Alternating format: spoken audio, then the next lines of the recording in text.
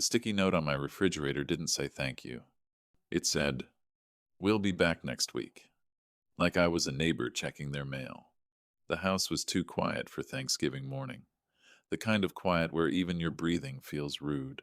I stood barefoot on the cold tile, reading their handwriting again, as if the ink might change out of shame. Then my phone lit up with a fraud alert. Not a small one. Not a mistake. A luxury resort deposit charged to the emergency account I kept locked away for hospitals and funerals, not ocean view suites and champagne towers. My family didn't just leave me behind. They took me with them, in the form of my money. I didn't call to ask why. I didn't shout into the empty house. Instead, I walked into my office, opened the safe, and saw something else missing. Something that had never had a price tag until that moment. My late wife's ring. And that's when I understood. This wasn't a holiday snub. It was a takeover. 5 days later, they came home sunburned and smiling, dragging designer luggage up my driveway, only to find their keys useless, the windows boarded, and a sold sign leaning in the yard like a verdict. They called my name 30 times, but the man they expected to answer was already gone. I woke up to a silence that didn't feel peaceful. It felt staged. Thanksgiving mornings used to begin with noise cabinet doors slamming, coffee brewing, grandchildren racing down the hallway like small thunderstorms. But that morning my old farmhouse sat still, like it was holding its breath. The air smelled faintly of lemon cleaner and dust. A house prepared for someone else's comfort. I walked down the hallway in wool socks, passing family photos that had been turned slightly toward the wall. Not completely, just enough to look accidental. But when every frame tilts the same way, you start to understand it isn't an accident. It's avoidance. My daughter Claire's room upstairs was empty. Closet hangers clicked together in the draft. The guest beds were stripped down to bare mattresses. I didn't panic. You learn patterns when you spend a lifetime running a business and raising people who think love is a resource that never runs out. In the kitchen, a neon sticky note waited on the refrigerator door. No envelope. No card, just a few rushed words. I read them once, then again. The freezer held a single boxed dinner shoved behind a frozen bag of peas, the kind you give someone when you don't plan to see them. I reached for my phone to call Claire. Then I stopped. Not because I didn't want answers, but because I wanted the truth first. The security tablet blinked quietly on the counter, and I pressed rewind. The footage started at 3:47 a.m., and suddenly my hallway looked less like a home and more like a courtroom. On the grainy security screen, my daughter Claire moved fast and quiet. Her hair was pulled into a tight knot like she was heading to a meeting, not sneaking out of her father's house before dawn. Ethan followed behind her, dragging 2 hard-shell suitcases down the stairs one step at a time. Each bump echoed through the empty hallway. My 4 grandkids shuffled behind them in pajamas, half asleep. They weren't running from danger. They were sneaking past it. I turned up the audio. The microphones I installed years ago, back when my late wife's health started failing, picked up their whispers with uncomfortable clarity. "Don't let Dad hear you," Claire hissed. Ethan chuckled quietly. "He sleeps like a rock. Besides, he won't chase us." Claire paused near the stairs. "He's not helpless," she muttered. Ethan shrugged. "Relax. By the time he wakes up, we'll already be in paradise." Paradise. I watched them pass the framed photo of my wife on the wall. She stood there smiling in the picture we took the summer before cancer changed everything. Neither of them looked at it. Claire opened the front door slowly and stepped onto the porch. The cold November air spilled into the hallway. "Finally," she whispered. "No turkey, no old stories. I need a real vacation." Ethan leaned closer to her and said something that made my hands go cold. "Make sure the kids' tablets are blocked. I don't want your dad guilt texting us while we're on the beach." My kitchen clock ticked loudly beside me, each second sounding like a countdown. And then my phone buzzed. The fraud alert had arrived. The fraud alert didn't feel like a warning. It felt like a confession.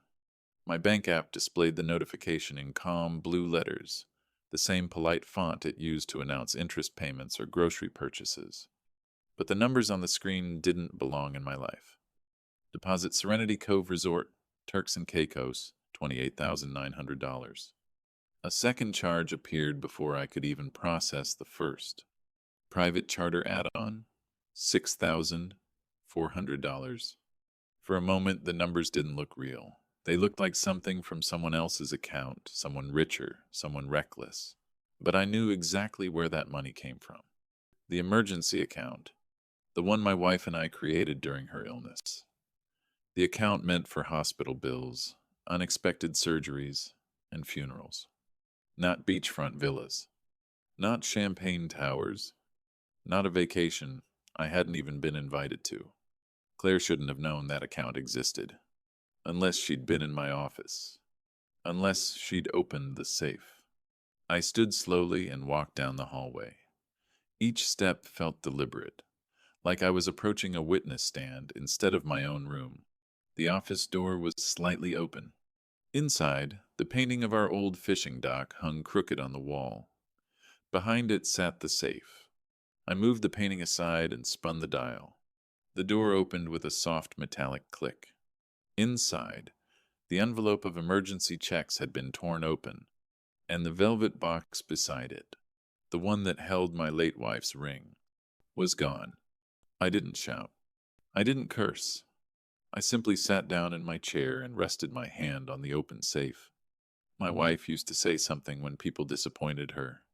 When someone shows you who they are, believe them the first time. I stared at the empty space where the ring should have been. Then I picked up my phone. Not to call my daughter.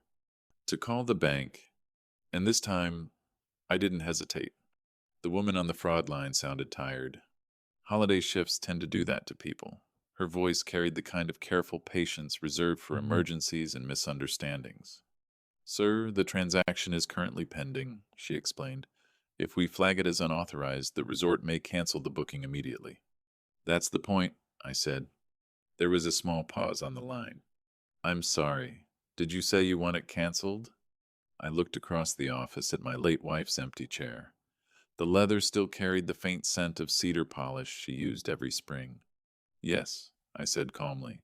"Report the charge as stolen. Freeze the account."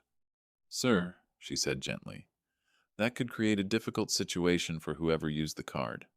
A difficult situation. Like waking up alone on Thanksgiving morning in a house you paid for, while your family drinks champagne on your emergency fund. "I'm comfortable with difficult," I replied. Another pause. Then the soft sound of typing. "All right, sir. The charge has been flagged. The merchant will be notified shortly." My phone buzzed with a confirmation code and timestamp. Official. Permanent. I thanked her and ended the call. For a moment, I sat in silence. Then I opened my laptop and logged into the family trust account. Claire had signed those documents years ago when my wife and I reorganized everything after her diagnosis. Claire had called it boring paperwork. She never read it. But I had, and in the margin of one page in my wife's neat handwriting, there was a sentence I'd never forgotten. "If she ever treats love like a credit line, close the account." I stared at those words for a long moment. Then I reached for my phone again. This time, I called the one man in town who still believed in boundaries. "Sal," I said when he answered, "I need every lock in this house changed today." Sal didn't ask why. He just asked where to park. His truck rattled into my driveway 40 minutes later, the same faded blue pickup he'd driven for as long as I'd known him. The engine shut off with a cough, and Sal stepped out with a tool belt already hanging from his hip. He had been my friend long before he was my electrician. The kind of man who fixed things quietly and never asked questions that weren't necessary. He walked up the porch steps, looked at my face once, and nodded. "Back door first?" he asked. "Yes." We moved through the house together, checking every lock. The cold November air seeped in through the cracks, while Sal inspected the hinges and bolts like a man preparing a fortress. At the front door, he crouched down, examining the deadbolt. "You want keys, codes, or biometric?" he asked. "Codes can be shared," I said. "Keys can be copied." Sal looked up at me. "So, biometric," I said. "Mine only." He nodded once. That was all. Inside the kitchen, I handed him the sticky note Claire had left on the fridge. I'd slipped it into a clear plastic folder like evidence. He read it slowly, then gave it back without comment. "Which rooms are theirs?" he asked. I pointed upstairs. The wing Claire and Ethan had slowly taken over during the last 5 years. What started as just a temporary stay had quietly turned into ownership they never earned. Sal's drill roared to life. The sound echoed through the house like a reset button. He worked while I watched from the hallway. After a few minutes, he paused and glanced over his shoulder. "You want movers too?" he asked. "Yes," I said, "but not the polite kind." Sal studied my face for a moment. "You sure?" I thought about the empty safe, about my wife's missing ring, and about the frozen dinner waiting for me in the freezer. "I've never been more sure," I said. Sal nodded and reached for his phone. "Because some endings require witnesses, and others require a truck." The upstairs hallway smelled like expensive perfume and borrowed time. Claire's bedroom door stood half open. Inside, clothes were scattered across the bed, drawers pulled out, suitcases missing. It looked like they had packed in a hurry. Not the normal kind of hurry. The kind people move with when they don't want to be caught. I stepped carefully into the room, my hand resting on the cane I'd started using after my knee surgery last winter. The carpet felt softer than I remembered, like it belonged to someone who had been living too comfortably under my roof. I opened drawers one by one. Nothing unusual. Makeup, jewelry, receipts. But in the back of the closet, tucked behind a stack of sweaters, I found a plain shoebox sealed with clear tape. No label, which meant it mattered. I carried it downstairs to my office and cut the tape open with a letter opener. Inside were stacks of pawn tickets, rubber banded together, organized. That part hurt more than anything. This wasn't panic. It was planning. The first ticket made my vision tighten. Tom Harlan Coast Guard medal set. Loan amount, $250. My fingers went numb. I remembered the day we framed those medals after his retirement ceremony. My father had stood quietly beside me, proud in the simple way men like him understood pride. I kept flipping. Vintage gold wedding band engraved M+T. Loan amount, $180. My late wife's ring. I stopped breathing for a moment. More slips followed. My mother's silver serving set. My father's old watch. A sapphire brooch my wife bought me in Maine during the year we couldn't afford anything but still believed in small miracles. Pawned. For amounts so small they felt insulting. Downstairs, Sal's drill finally went silent. Outside, I heard a truck rumble into my driveway. The movers had arrived, and in that moment, I understood something clearly. This wasn't just a family argument. This was theft. And theft has consequences. The truck that pulled into my driveway didn't look sentimental. It looked efficient. Faded white paint, a dented side panel, black letters across the door that read, "Clear out crew." 3 men stepped out wearing steel-toed boots, and the kind of expressions that suggested they had seen every version of human mess before breakfast. The foreman approached the porch holding a clipboard. "You Mr. Harlan?" he asked. "Yes. You requested a full removal of the upstairs wing." His voice carried no judgment, only procedure. "We don't sort," he continued. "Once it's loaded, it's gone. Donation, auction, landfill, depends what it is." I looked past him at Claire's minivan sitting quietly in the driveway, the same van I had helped pay off 3 years earlier. "For the kids," she said. "I understand," I replied. "Strip it." The foreman paused just long enough to make sure I meant it. "Any family photos?" he asked. "Pack them," I said, "but not for them." He nodded once and turned. "All right, boys, upstairs." The crew moved like a wave through the house, boots on stairs, boxes snapping open, hangers clattering. I followed slowly behind them. For years, I had apologized for everything in this house. For coughing too loud during dinner. For taking too long to climb the stairs. for existing in a space that had slowly stopped feeling like mine. Now I watched a designer suitcase collapse under the weight of winter coats, and something inside me stayed perfectly still. Sal appeared at the top of the stairs holding a new lock assembly. "Front and back doors are done," he said. "Garage code's wiped too." "Good." His eyes drifted to the pawn tickets spread across my desk. "You going to call her?" he asked. I shook my head. "No." I picked up my phone. "I'm going to call the people who make consequences permanent." Behind us, the foreman shouted down the hallway, "Truck's half full." And at that exact moment, my phone lit up with Claire's name. Her first call of the day. I let it ring. I answered on the third ring. Not because I was ready to talk, because I wanted the timing to belong to me. "Dad?" Claire's voice burst through the speaker, bright and breathless. In the background, I could hear wind, music, and the faint splash of water. "A resort." "We landed," she continued quickly. "This place is incredible. The kids already love the pool." I said nothing. Silence is uncomfortable for people who expect approval. "Dad?" she asked again. "Did you see the note?" "I saw it," I said. A small pause. "And the frozen dinner," I added. Claire laughed lightly, relieved. "I figured you wouldn't feel like cooking a whole turkey alone," she said. "We'll do a make-up Thanksgiving when we get back. Maybe order something nice." Behind me, a mover carried a box down the stairs labeled "Kitchen, Ethan," in thick black marker. "Claire," I said quietly. "Yeah? Where is your mother's ring?" The silence on the other end of the line changed instantly. Not confused. Guilty. "What are you talking about?" she asked, her voice tightening. "I have pawn receipts," I said calmly. "Your grandfather's watch, my mother's silver set, the sapphire brooch from Maine." Her breathing became sharper. "Dad, why were you going through our stuff?" The question almost made me smile.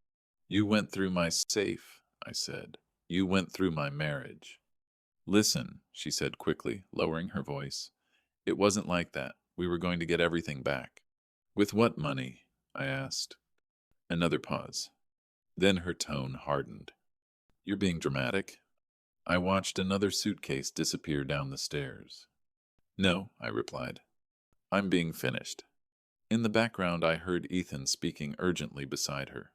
And before Claire could answer, my phone buzzed again. Another incoming call. This time from a number in Turks and Caicos. The man on the phone introduced himself with careful professionalism. "Good afternoon, Mr. Harlan. This is Daniel Price, guest services manager at Serenity Cove Resort." His voice carried the calm tone of someone trained to manage expensive problems politely. "I'm calling regarding the payment method used for the Harlan family reservation," he continued. "We were notified by the issuing bank that the transaction has been flagged as unauthorized." I leaned back in my chair and looked toward the empty staircase. "Yes," I said, "that's correct." A small pause followed. "Sir, I should inform you that the reservation will have to be canceled unless another form of payment is provided." I imagined the scene. Claire standing at a polished marble desk. Ethan trying to keep his voice low. 4 children waiting behind them with beach towels and sunburned shoulders. "They are currently in the lobby," the manager added carefully. "They'll need to provide another payment method," I said. "I won't be authorizing anything." Another pause. "Understood, sir," he replied. His voice lowered slightly. "Security may become involved if the situation escalates." "Do what you need to do," I said. Then I ended the call. My phone immediately lit up again. Claire. Then Ethan. Then Claire again. The screen kept glowing and going dark, glowing and going dark, like someone pounding on a locked door. Upstairs, the movers dragged the last dresser across the floor. Sal walked into my office and placed a small envelope on the desk. "New garage remotes," he said. "Old ones are dead." I nodded. Then I looked at the pawn receipts spread across the desk. "Call me cold if you want," I said quietly. "But I won't be threatened by people who sold a man's life for pocket change." Sal studied me for a moment. "You're not cold," he said. "You're just done being used." Outside, the truck door slammed shut. The house fell silent again. And in front of me, the family trust documents waited, unsigned, but ready. The next move wasn't emotional. It was legal. My attorney answered on the second ring. "David Harlan," he said warmly. "Happy Thanksgiving. Everything all right?" "No," I replied, "but everything is clear." I didn't tell him the whole story, only the parts that mattered. Unauthorized withdrawals, the pawn receipts, the safe, the missing ring. He listened quietly, the way good lawyers do when they know the conversation is about to become permanent. Finally, he spoke. "You want to press charges?" "Not yet," I said. A small pause. "Then what do you want?" I opened the trust folder sitting on my desk. The same folder Claire had signed years ago when my wife and I reorganized everything after her diagnosis. Claire had rolled her eyes at the paperwork back then. Said legal stuff made her head hurt. She never read it. But I had. "Clause 9, I said. My attorney immediately understood. "Misconduct and estate endangerment," he said slowly. "Yes. You want to suspend her beneficiary rights?" Immediately. Another silence followed. "In the house?" he asked carefully. I looked out the office window at the land my wife loved, the barn, the old maple trees, the porch swing she painted blue the summer before she got sick. Claire had always treated this place like a guaranteed inheritance, a backdrop for holidays, a future asset. "The house is in the trust," my attorney said. "You're the acting trustee. Claire is the primary beneficiary." "I know," I replied. "And?" "I want it sold." He didn't answer right away. "David, that's your home." "It was my wife's legacy," I said. "And they've been liquidating it piece by piece." His voice softened. "If we sell quickly, you'll take a serious loss." "I'm not selling for profit," I said. "I'm buying finality." Another long silence. Then the lawyer in him took over. "All right," he said. "I'll call my cash buyers." "Fast close?" 48 hours if everything checks out." "It will," I said, because the story no longer belonged to them. And for the first time that day, I felt something close to relief. The first offer arrived the next morning. A man named Pierce walked through my front door wearing polished shoes and a quiet confidence that suggested he had closed hundreds of deals exactly like this one. His eyes moved through the house like measuring tools. The crown molding, the stone fireplace, the tall windows overlooking the back pasture. He smiled politely. "Beautiful property," he said. "But quick sales require flexibility." I didn't offer him coffee. Hospitality can sometimes look like hesitation.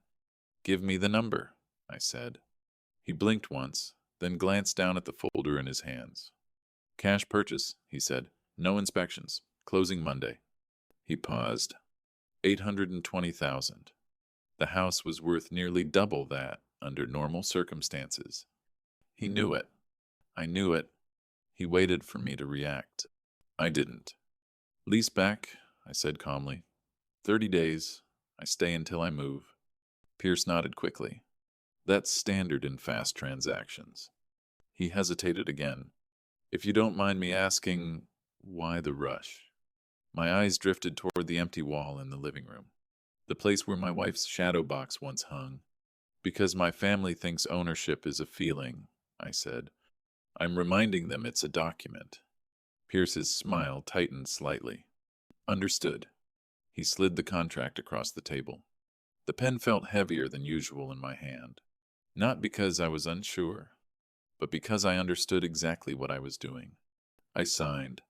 Slow. Steady.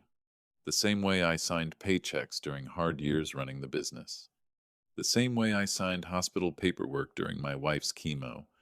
The ink dried, and with it the house stopped being something my daughter could return to. Outside, a sold sign leaned quietly against the porch rail, ready for its moment. My phone buzzed again. 20 missed calls now, and none of them made me move. The first voicemail came that afternoon. Claire's voice sounded bright, almost cheerful. "Dad, call me back. Something's wrong with the card." 5 minutes later, another message arrived. This time it was Ethan. "David, please call us," he said quietly. "They're saying the payment didn't go through." I didn't respond. Instead, I watched the security monitor on my desk. The upstairs hallway was empty now. Claire's rooms were stripped clean, bare carpet, white walls, silence. The house felt lighter. Then my phone buzzed again. A text. From Noah. "Grandpa, why are we sitting on the curb? Mom is crying." I stared at the words for a long moment. Then I typed slowly, "Take care of your brother and sisters. Drink water." Some truths belong to adults. 2 minutes later, another message appeared.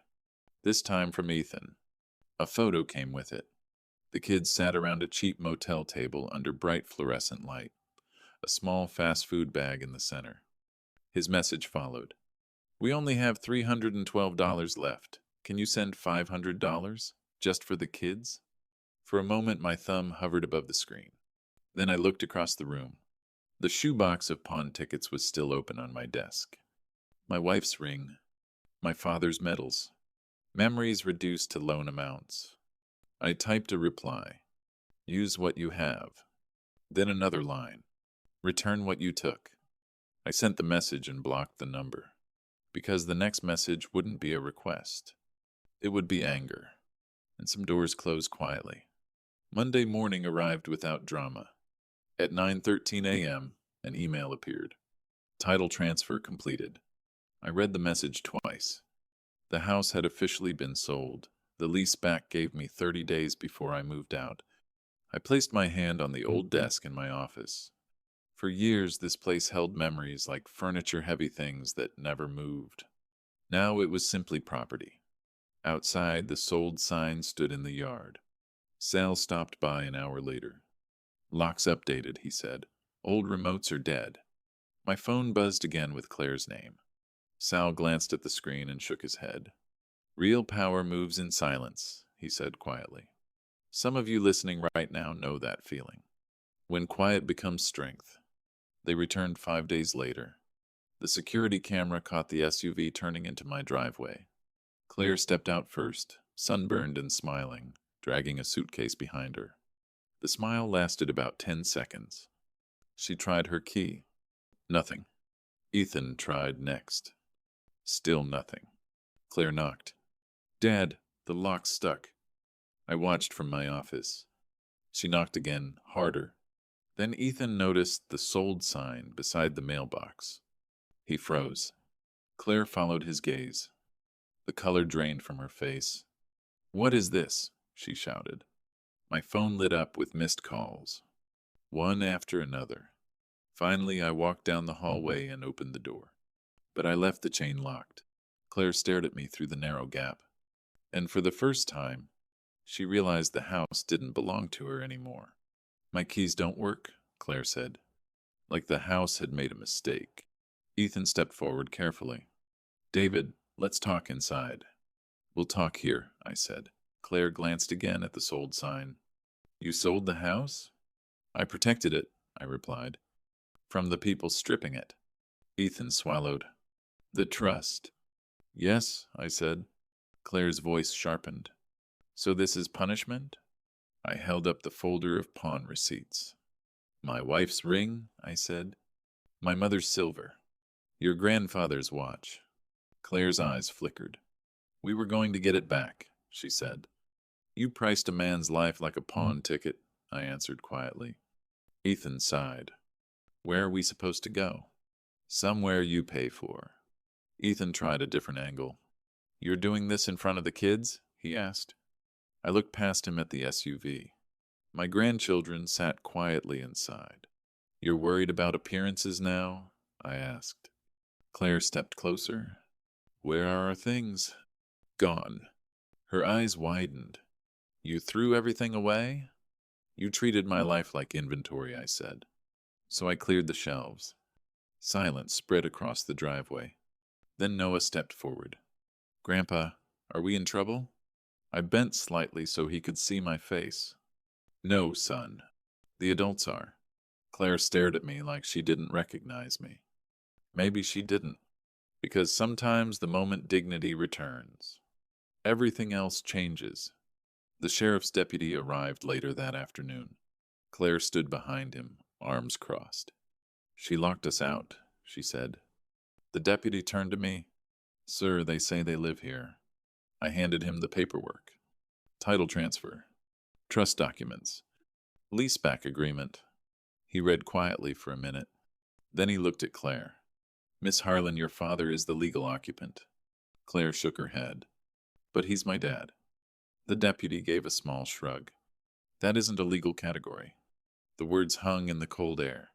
He turned back to me. "Do you want them removed?" I looked at the kids in the car. "No," I said.